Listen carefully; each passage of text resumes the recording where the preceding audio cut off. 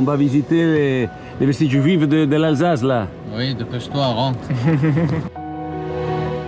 Mon voyage dans le Grand Est de la France continue et j'arrive en Alsace. Quand mon ami et guide Yoav Rossano m'a montré la carte de l'Alsace avec toutes les villes et les villages où on peut trouver des vestiges juifs, je suis resté bouche bée. J'ai pensé à une blague. Je pensais qu'il voulait me décourager, ou alors se moquer de moi. Il m'a assuré que c'est vrai. Et pour ça, il me sollicite à partir. Pendant que je parle, je suis obligé de regarder de chaque côté. Et je me suis aperçu que je suis plongé dans l'histoire des Juifs de France. En vérité, j'ai l'impression d'être rentré dans un grand shtetl, un terme en yiddish pour indiquer les villes de taille modeste en Europe de l'Est où vivaient les Juifs. Je ne sais pas si je pourrai tout voir, mais mon voyage en Alsace a déjà commencé. C'est pour cette raison que je souhaite me rendre immédiatement dans un lieu unique.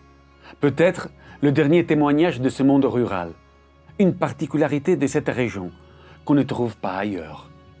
Une vie simple et pauvre, où les gens exerçaient principalement des travaux liés à l'agriculture, à l'élevage, à la production de produits alimentaires locaux et à l'artisanat, comme la broderie. Il me semble voir les femmes qui cousaient et brodaient ensemble les précieux manteaux pour décorer la synagogue et couvrir les rouleaux de la Torah, avec des tissus obtenus à partir de vieux vêtements. Les gens priaient dans les greniers, la choule, l'école, qui étaient les lieux où vivait la communauté. Je ne voudrais plus jamais quitter cet endroit.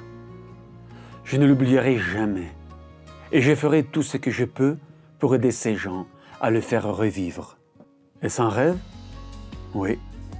Mais comme je l'ai déjà dit une fois, ce sont les rêves qui nous font vivre.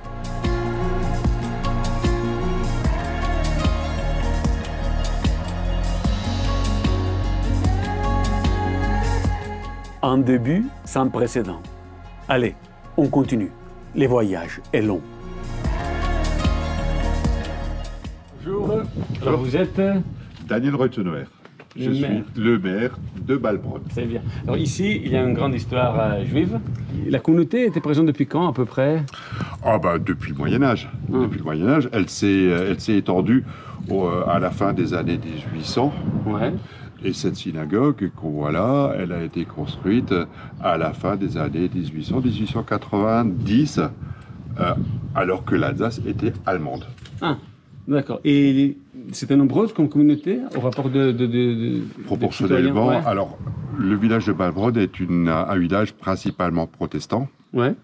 Mais on peut dire que la proportion juive et catholique était sensiblement pareille. Peut-être qu'il y avait même plus de juifs que de catholiques à cette époque-là.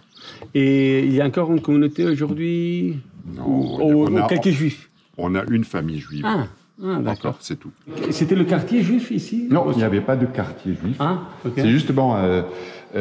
les gens, les juifs, les protestants, les catholiques étaient mêlés. Ah. Il n'y avait pas de quartier. Les gens étaient répartis partout. Ah, d'accord.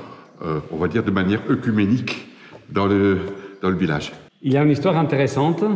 Oui, bon, l'histoire, pendant la période nazie, il y a le rabbin de Balbronn a apporté les rouleaux dans la maison voisine, juste en face, ouais. Et elles ont été cachées au grenier, sous les planches, pendant toute la guerre. Wow. Et récupéré après la guerre. Et le dernier mariage, vous m'avez dit que c'est dans quelle date? Fin des années 50. Il y a une autre histoire très importante sur cette synagogue.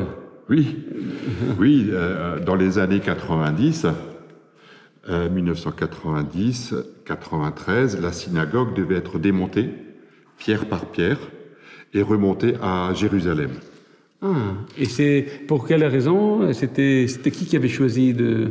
Pour la préserver, pour qu'il n'y avait plus de communauté? C'est ça. Elle ne servait plus ici, on va dire. Ouais, c'est ça. Les fondations existaient déjà à Jérusalem. Ah. Un plan existait. Et finalement, en 1993, le ministre de la Culture français, qui était Madame Catherine Trautmann, a dit le patrimoine français, alsacien, il reste en France, en Alsace. C'est une grande responsabilité de garder son patrimoine. un choix qui doit être suivi par l'action. Ces images doivent rappeler qu'il faut agir tout de suite. La mémoire des Juifs, c'est la mémoire de la France. Et on parcourt cette mémoire en passant de village en village. En Alsace, il suffit de s'arrêter au centre de la ville et demander où est la synagogue ou la rue des Juifs. Tout le monde connaît.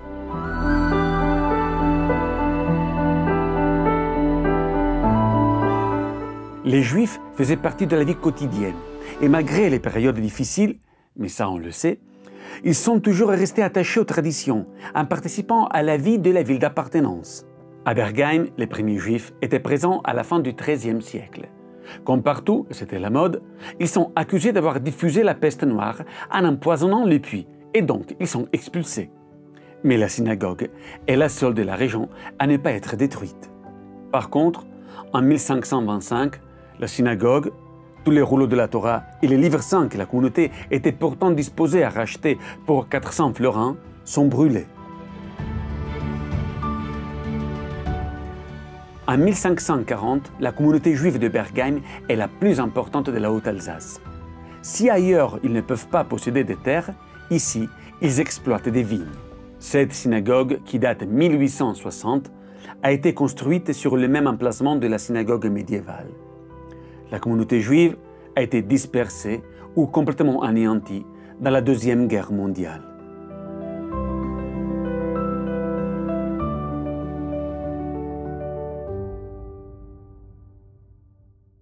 Pour bien rentrer dans l'histoire et les traditions juives alsaciennes, en Alsace, on a la possibilité de visiter plusieurs musées, comme à Buxwiller. Un musée qui, à travers un parcours très détaillé, raconte ce judaïsme rural, dans ses traditions, qu'on retrouve même dans sa langue, les Juifs alsaciens.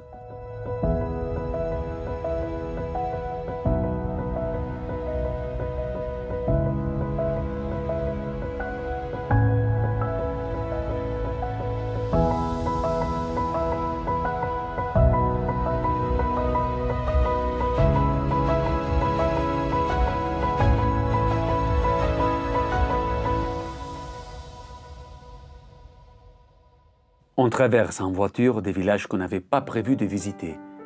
Mais au bord de la route, une inscription, un panneau, attire notre attention.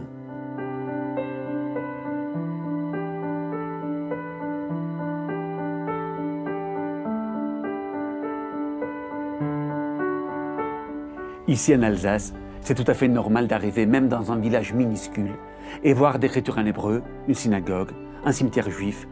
Même s'il n'y a pas de juifs, j'ai l'impression de les voir en train d'aller prier ou rentrer à la maison. C'est normal, je suis un comédien et mon imagination est toujours vivante. Mais la chose extraordinaire est que ici, c'était vraiment comme ça.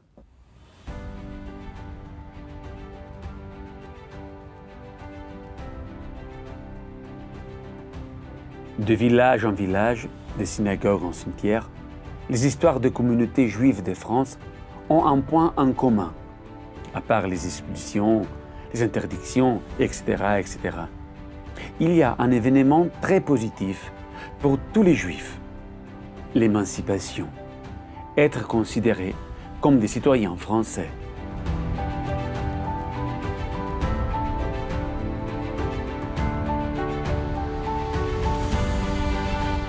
C'est grâce à ça si aujourd'hui nous pouvons visiter ce patrimoine culturel et cultuel.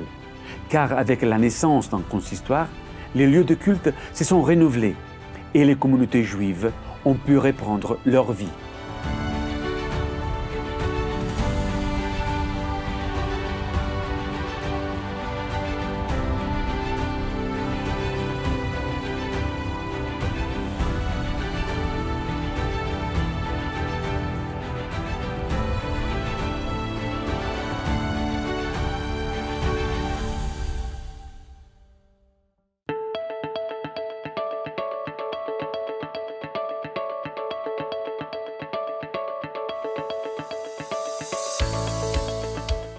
Nous sommes dans les Bas-Rhin et je m'approche à Haguenau, une ville très importante pour l'histoire des Juifs alsaciens. Ici, il y a eu une des communautés parmi les plus anciennes d'Alsace.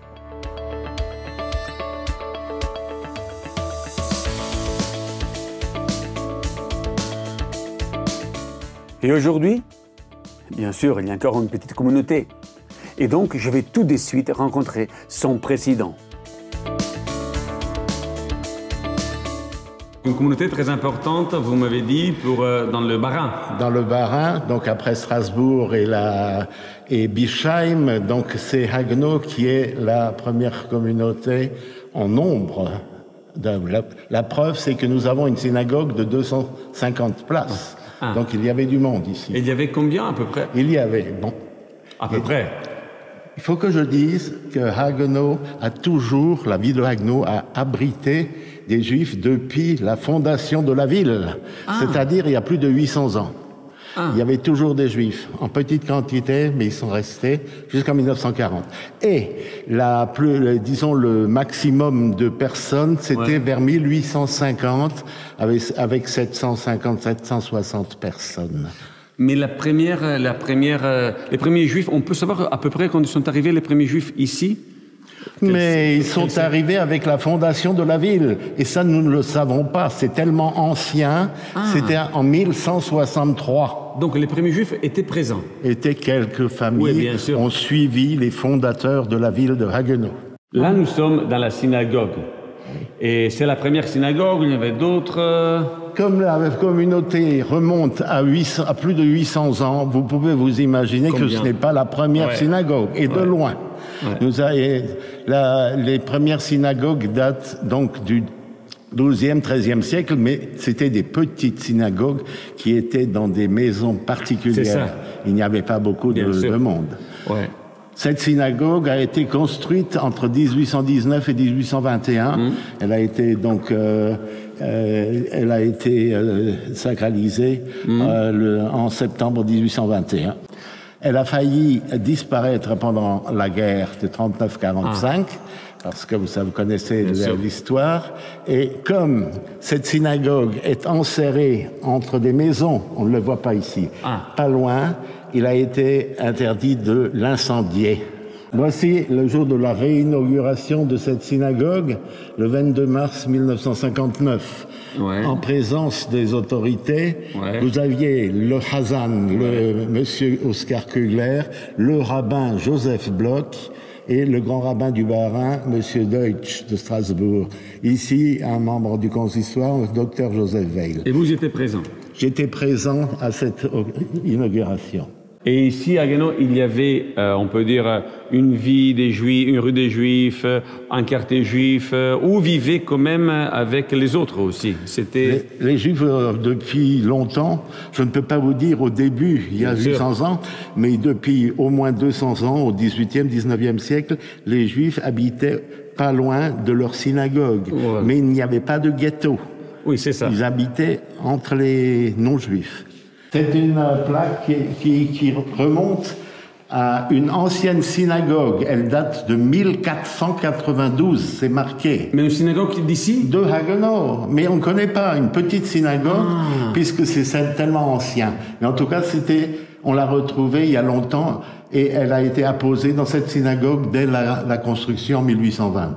Celle-là a été apposée en 1953, elle n'était pas dans cette synagogue, elle a été retrouvée dans le voisinage, et elle raconte l'histoire de la conquête de l'Alsace par le roi Louis XIV.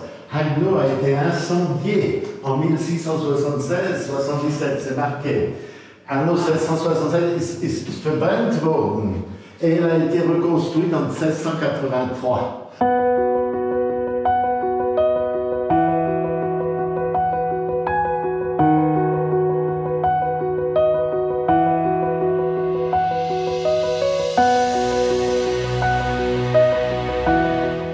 C'est le moment d'aller visiter le cimetière juif de Haguenau. Il est bien structuré. Il y a le plan divisé par époque et les tombes sont numérotées et bien signalées. Parmi eux, les rabbins de la fin du XVIIIe siècle, Jekyll Guggenheim et le martyr Alexandre Isaac, accusé d'avoir volé des objets de culte dans une église. Lui ont proposé de se convertir au christianisme. Mais il a refusé et donc il est monté sur les bûchers en novembre 1752. La tombe plus ancienne date 1654.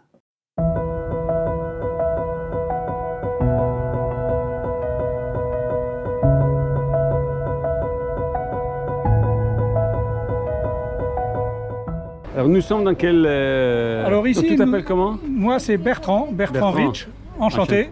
Donc là, Enchanté Bertrand, alors nous sommes où? Nous sommes à Fegersheim, à 13 km au sud de Strasbourg, dans un village où il y avait une grande population juive. Voilà. Vous m'avez dit que sur 1000... Sur 1300 à la Révolution environ, sur 1300 occupants du village mère, il y avait 550 juifs. Donc à peu près 30-40% de la population était juive et le restant était catholique. Il n'y avait pas de protestants à Fegersheim parce qu'on était sur une route royale. Donc la route royale, on n'a pas droit aux protestants. Et ça, c'était l'école juive, hein? Alors l'école juive, c'est le petit bâtiment là. Le petit bâtiment. Voilà, c'est ce petit bâtiment, c'était l'école juive qui a marché jusqu'en... je ne sais plus, pas très longtemps. Ça, c'est le plan de 1842. Le plan, il est plus récent, mais le village, c'était ça. Ok. Le village. Ok. Et les maisons blanches là, c'était le quartier? C'était le quartier juif. Mais on voit qu'il y a plein d'endroits où il n'y a pas de maison blanche, où il y a aussi des catholiques qui habitaient. Ouais. Mais on voit la surface là où ils habitaient, c'est ça. 550 personnes ici. Ouais. Et 800 personnes sur tout ça. Ça, c'était la boucherie juive. La dernière synagogue était là. C'est quelle période à peu près? Là, il a été démoli il y a 40 ans, 50 ans, en 74. Par contre, on voit encore plein de choses. La grille, c'est encore la grille de la synagogue. Ah. La grille, c'est la vraie grille, ainsi que le mur. Le mur d'enceinte, avec les couvertines au-dessus, c'est encore de la synagogue. C'est incroyable ce travail des récupérations, des recherches et les travaux d'entretien nécessaires pour garder ce patrimoine. Tous se sentent concernés, n'importe l'appartenance religieuse, car c'est la mémoire d'une nation.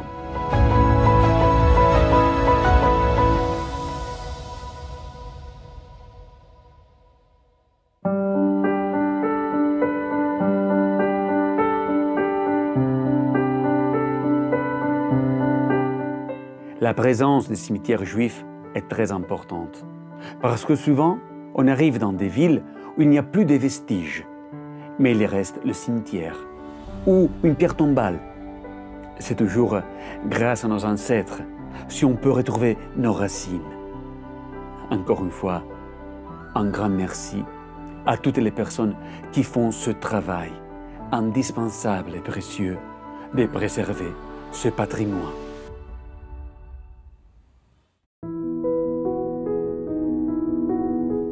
Ce cimetière a été autorisé par Maximilien Ier d'Habsbourg en 1550 pour les Juifs du domaine impérial. Malgré toutes les profanations et le vandalisme subis au cours des siècles, 1790, 1813, 1815, 1848, dans ce cimetière, on peut voir 3000 stèles sur 3,5 hectares de terre. Il est tellement grand que pour visiter toutes les tombes, il faut une voiture et une journée entière. La tombe la plus ancienne date de 1566. Le cimetière est toujours en service.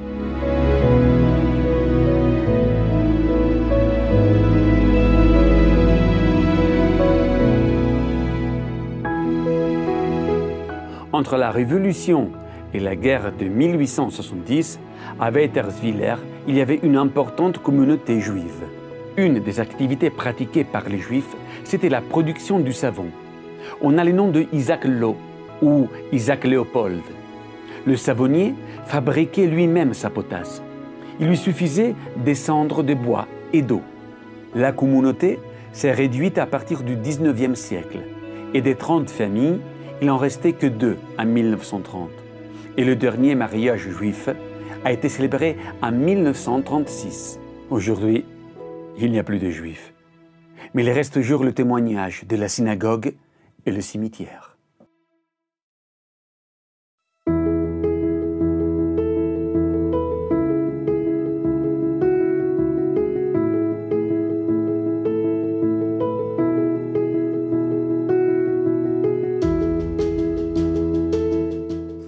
Je le répète souvent que j'aime beaucoup les Beth Hachaim, la maison de la vie en vérité, les cimetières. Parce que là, je sens vraiment la présence juive de chaque ville, de chaque village. J'aimerais bien connaître chaque nom de chaque personne. Mais déjà être là, ça me donne les frissons. Et c'est un travail toujours à continuer et à maintenir pour notre mémoire. Bonjour Eric Berg, Bonjour. enchanté. Enchanté.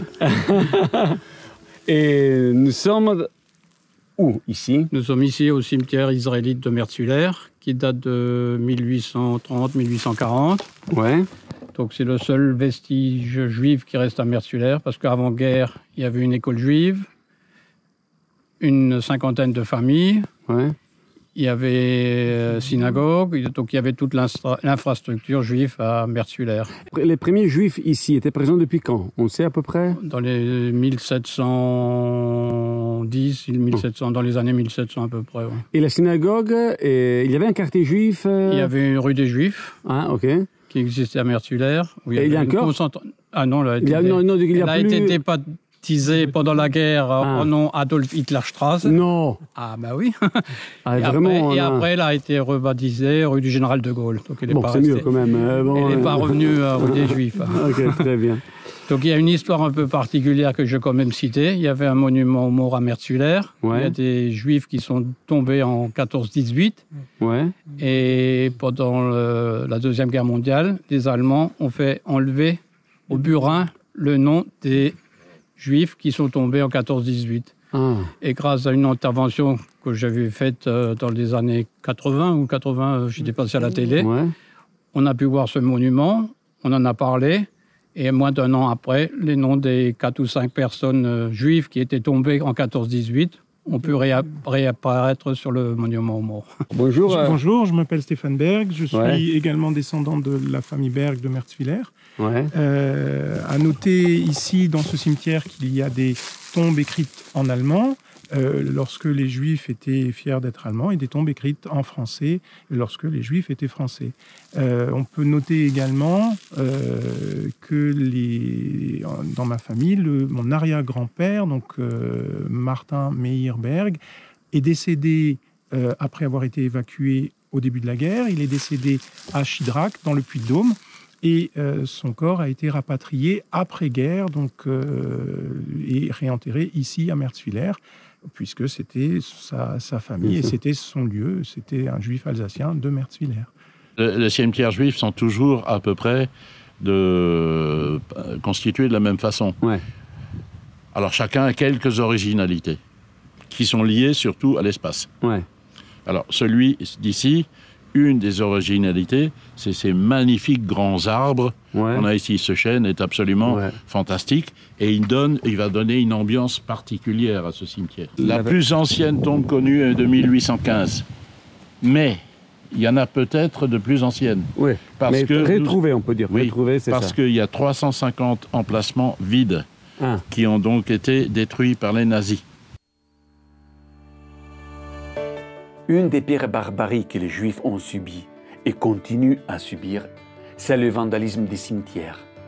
Pas seulement parce qu'il touche nos chairs, mais il touche la mémoire d'un peuple et d'une nation.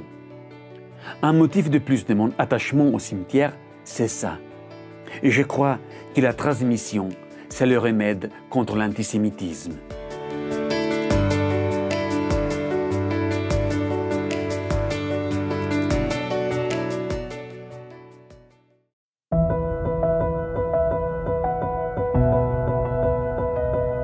À Marmoutier, il y a un autre musée du judaïsme alsacien. Il se trouve au cœur de l'ancienne rue de la synagogue, dans un immeuble qui appartenait à la communauté juive. Je vais rencontrer sa présidente, Chantal Reichel.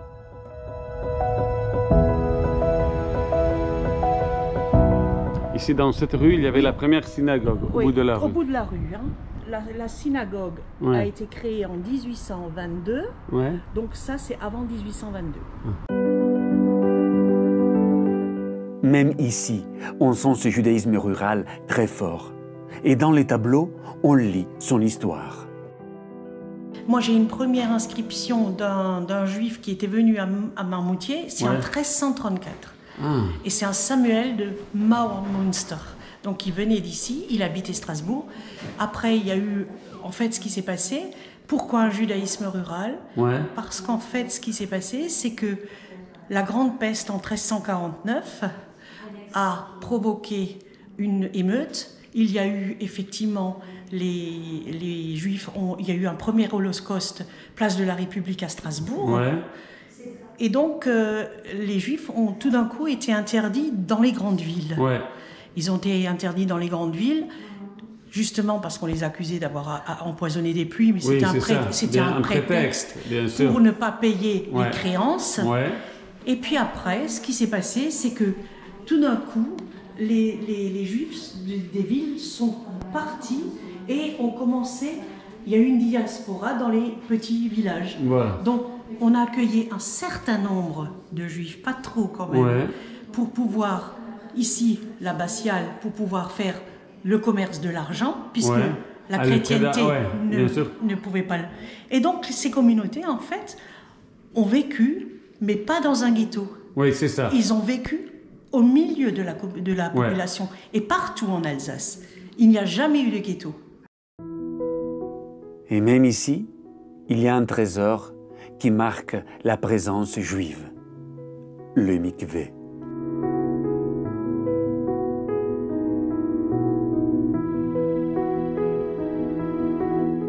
À Mulhouse, la présence d'une communauté juive date du XIIIe siècle. Mais comme partout, à cause d'expulsions, les Juifs reviennent en ville qu'après la Révolution française. Ils contribuent beaucoup au développement du commerce de la ville, surtout dans le tissage. Mulhouse est la ville natale d'Alfred Dreyfus, le capitaine protagoniste de l'affaire qu'il a vu accusé à tort, puis disculpé et réintégré dans l'armée. Avant la synagogue actuelle, au Moyen-Âge, il y avait 2 synagogues, mais il n'y a plus de traces. Et maintenant, je vais rencontrer son rabbin, note Levantov.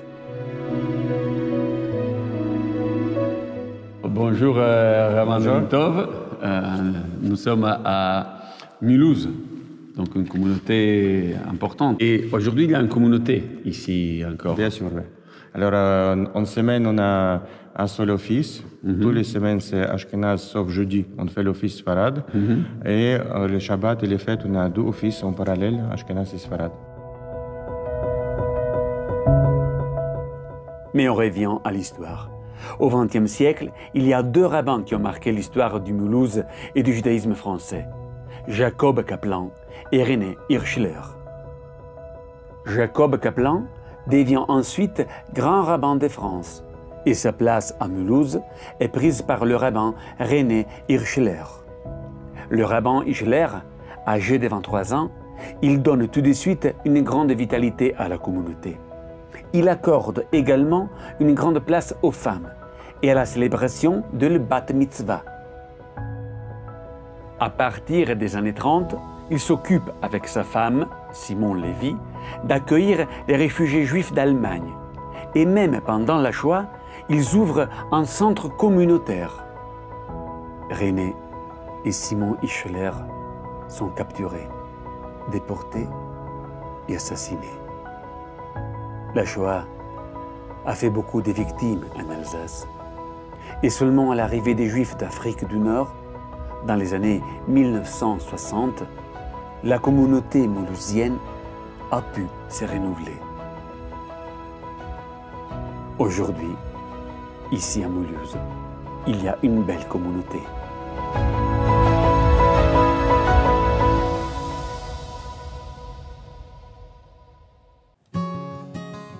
J'arrive à Ingwiller, à la frontière du parc naturel et régional des Vosges. Ingwiller est la ville où vivait l'une des plus grandes communautés juives d'Alsace par rapport à ses habitants. C'était la petite synagogue pour l'hiver. Bonjour Michel Lévy. Bonjour monsieur.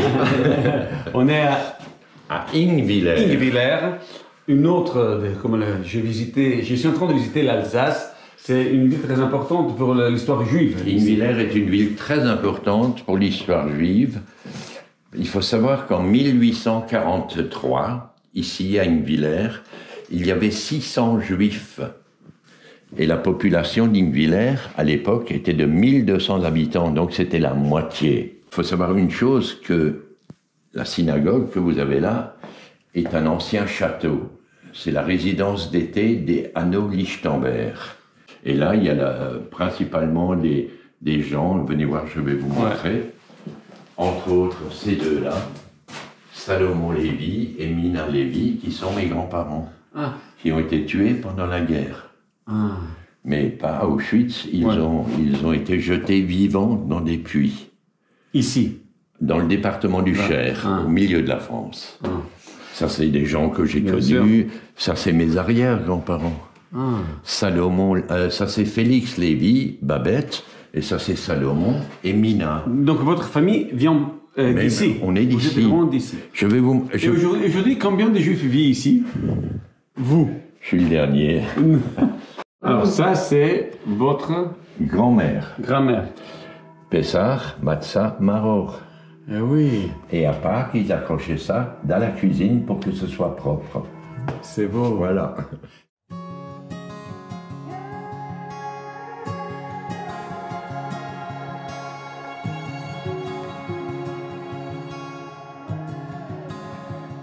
L'arbre généalogique d'une famille et d'une communauté représente l'attachement à ses propres traditions, à ses racines.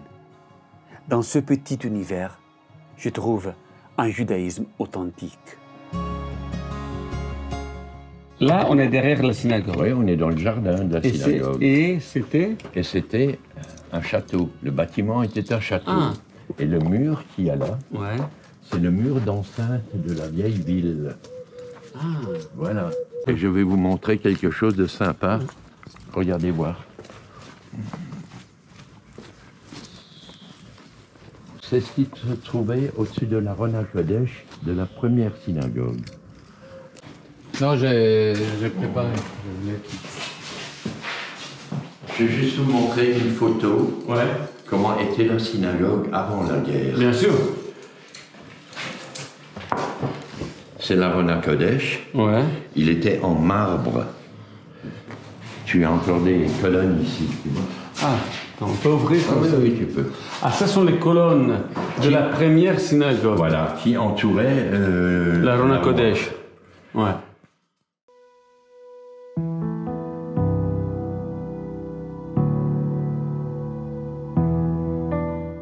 C'est quand même incroyable. Comment, malgré les persécutions et les guerres, on a la chance de pouvoir visiter ce patrimoine. Le préserver, c'est quelque chose que nous ressentons dans le fond du cœur. Une nécessité, un devoir, une responsabilité.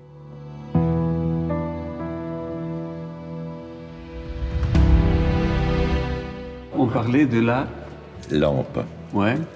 Le vendredi soir, on mettait de l'huile dans tous les godets et on mettait une mèche.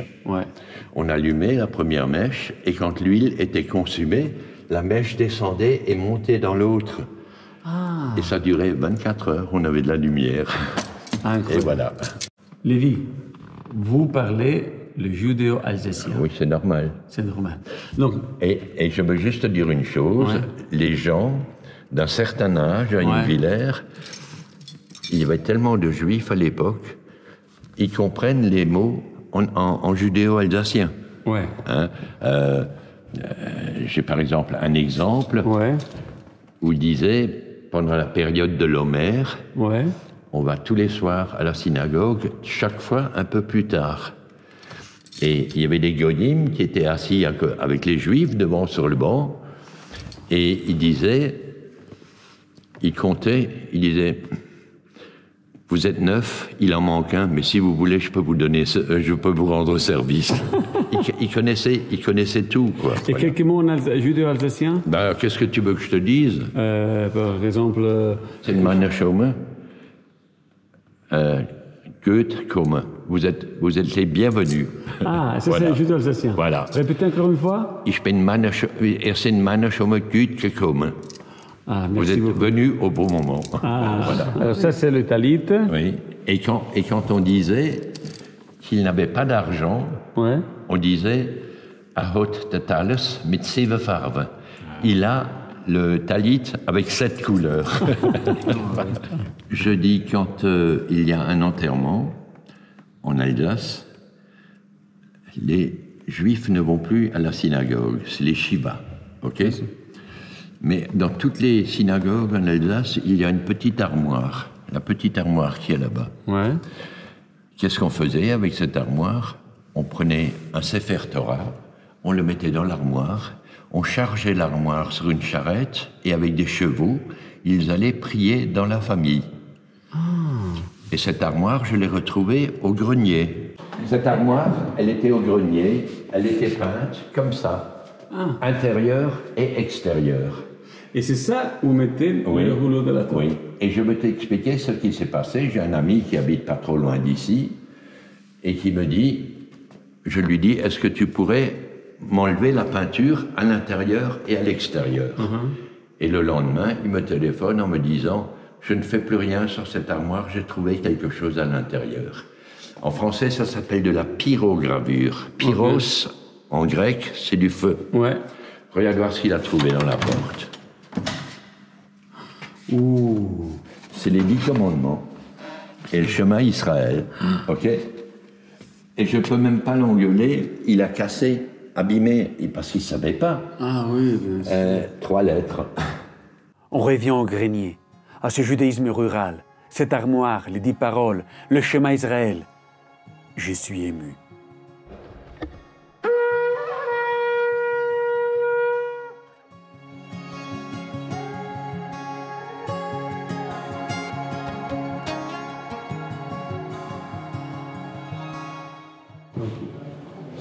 Alors, pardon. Bonjour les grands rabbins de là ou d'autre part. Ça, c'est mon arrière-grand-père. Félix Lévy. C'est sympa ici. Hein? J'ai même gardé les anciennes toilettes. L'ho fatta molto bene. Guarda. Salut Jean-Pierre. Je l'ai dans la voiture. Non. Alors, bonjour Eric Berg. Vai. Après, je vous Vai. demande. Ok? Oui. Vai. Alors, bonjour. Come si chiama? Il... Ça, c'est pas. C'è l'acqua. Dis-moi cette histoire de livre de ville, là. On est à côté de Chervillers. Ouais. Alors, ciao Yoav. Ciao. Yoav Rossano. Alors, c'est lui qui m'a amené à la... pour... non.